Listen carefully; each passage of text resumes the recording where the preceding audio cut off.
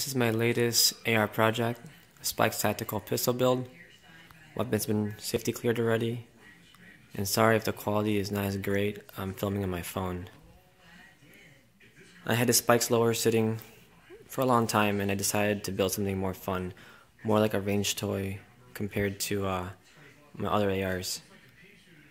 So I went ahead and built this 7.5-inch pistol. I'm going to go over the specs on this rifle, starting from the front and then working myself to the rear.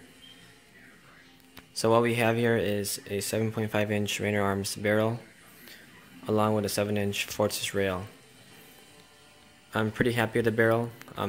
Rainier Arms makes some great barrels, and I went with a 7.5-inch because it seems like it's the shortest you can go without sacrificing reliability.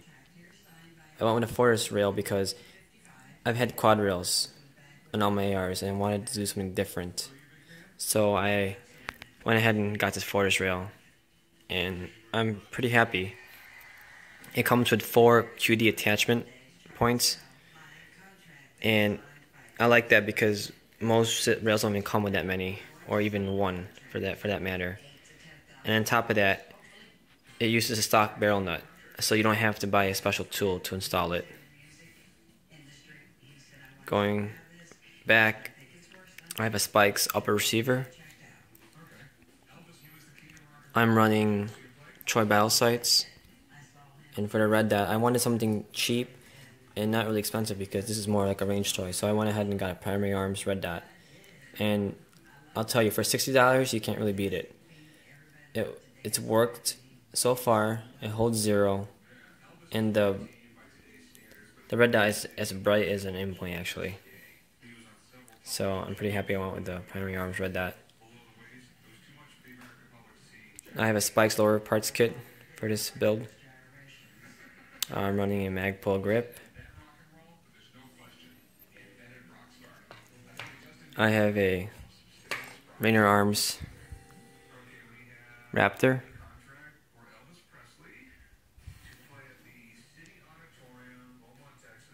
And then I've always wanted to have a SIG brace so I can build a pistol AR. And for the buffer tube, I'm going with the CAC Industries.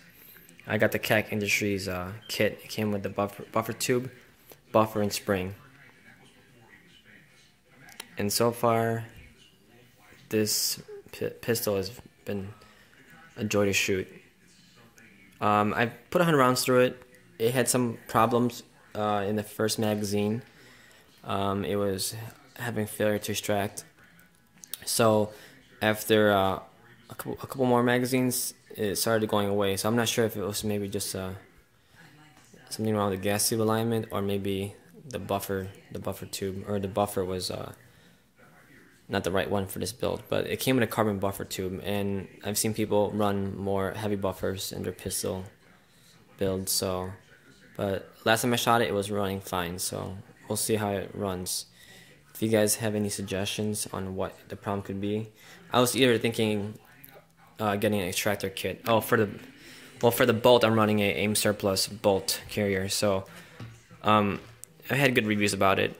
So I'm not sure if it could be the bolt having a weak extractor. So maybe I might just get the BCM extractor kit. But so far, it's been fine though, so we'll see next time I shoot it, and maybe I'll make an update video on how it runs. If you have any comments or questions, or feel free to ask me. And my next project is this right here.